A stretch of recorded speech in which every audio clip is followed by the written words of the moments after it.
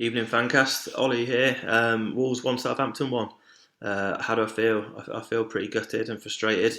And the main reason that I feel that way is that I think we should have won the game. We had enough chances to do so. And it's that age-old adage with Wolves is that we need to score more goals, take our chances.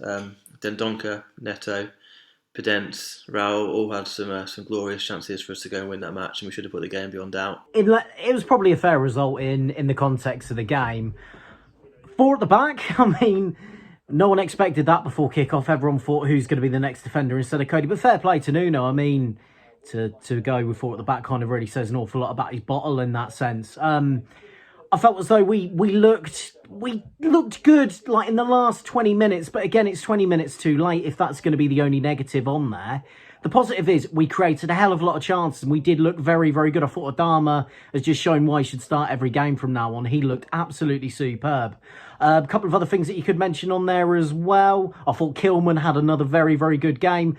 What is Semedo doing for our goal? He's just switched off. He's not even looked at his man there.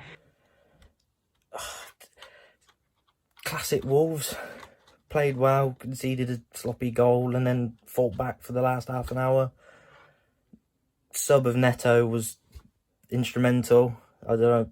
I speak to people and I think he should start every game. Him and Raul up top with Podence in behind's my ideal, but I'm not Nuno, so I don't call that. But good first half again. Didn't look bad by any chance. We changed to a back four. That's unheard of. But all in all, not really anything to write home about. It's 1-1. Taking the positives from this game, Neto, impact, has to start against Arsenal this week. We also got to look at Adama. I thought he played very well in certain parts of this game. I don't know why we're not switching him out to this left at this moment in time. I think he could be very effective going from the left and drifting in. Moving on to Sunday, I think we've got to do something different. We've gone to West Ham. We've lost 4-0 on a Sunday evening. So we've got to take something out of that, the coaching, the management especially, and change what we did last time. At the end of the day, Southampton are above us. They are an informed team. 3 points would have been better, but 1 point is better than none. So at the end of the day, we go again. Adama necessarily had a great game today, and I think, to be quite honest, if he doesn't change his attitude going forward, then he's not going to get picked and we will end up selling him. I love Adama on the ball. I think going forward, he's explosive, he's exciting to watch, but it's just, once again, either off the ball or that end final product when it comes to whipping it into somebody, knowing somebody's there, playing the right pass.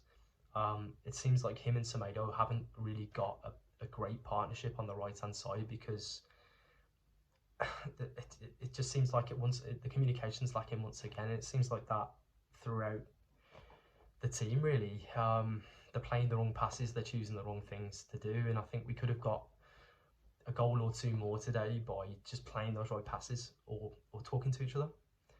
But I think, like, today really was the good thing was Kilman. I think Kilman had a cracking game at the back, and it looks like he's going to be great going forward. Would I play Ryan at Nori again next game? I'd probably say I'd give Moscow a chance, because I feel like Ryan Nori did perform well, but he needs to work more on his game and maybe might be more effective as more of an impact player that we can bring on, because we know Moscow struggles with his fitness, and maybe the full 90 minutes may be too much for him. I thought Neves didn't have the best game. Wasn't terrible, but wasn't the best. I thought that Body looked okay. Kilman was a little bit off. I felt like he could maybe have performed a little bit better, but we can't knock him for what's happened because of everything that's happened outside of football with his career. So overall, I think I'll take the point, and I think Nuno would be happy with the point for everything that's happened. And I feel like Traore did well. I thought I was expecting more of the play that we saw as him coming on as a sub, which when you sat at home watching, you think to yourself, there's not enough, but I feel like he was cutting in more. He was able to use his strength to win the ball more, and I think he's a great part of the team. And even though we can get great money for him, for me, he has to stay. Hey, I thought it was a well-deserved tie or point for both teams. I thought there really wasn't much to split us and Southampton.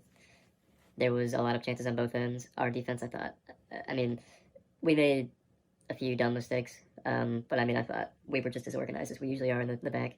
And McCarthy for Southampton made a bunch of saves that I think we should have at least finished a few of them, but some of them, they were just amazing saves that, we really can't do anything about, especially the one early in the first half where he made a triple save when Neves hit a free kick in. But I think that it was a really exciting game, at least in the second half. I didn't find the first half too interesting, but well-deserved point by both teams, and I didn't think anybody performed terrible, and I'm excited to see where we can go from here. I think that Coady's got to come back in, but if we go back to 5 at the back, I don't think we're going to play like this again. I just think it's a one-off game.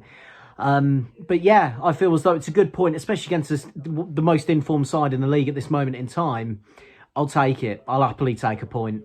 Can we do something against Arsenal next week? If Neto starts, who knows what could happen? I thought Nuno was very brave to switch to a back 4. I think he's within his rights to do so, particularly as we've called for it for a number of weeks now to see something different.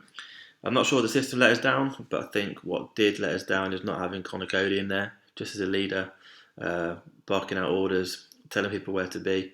I think that that goal wouldn't have happened if Coady was on the pitch. That defending was shambolic. Semedo switching off like that at the back post was farcical. So yeah, shouldn't happen again. So let's hope it doesn't happen again and move on. My frustration though is that we seem to be set out not to lose instead of going out to win. Dendoncker said this week that we defend well because we train hard, and when we don't concede, we don't lose. But then somebody rightly commented, well, if you don't score, you don't win. And that's the bit we need to work on. You can see from the last 15 minutes, we chased a game, we attacked, we were a threat. We scored a great goal, should have scored some more. But if we did that for the first 60 minutes, it'd be a different outcome. But anyway, on to the big boys next few weeks. I have all the faith in the world in Nuno and the lads. Can't wait to see him on Sunday night against the Arsenal. And bring it on.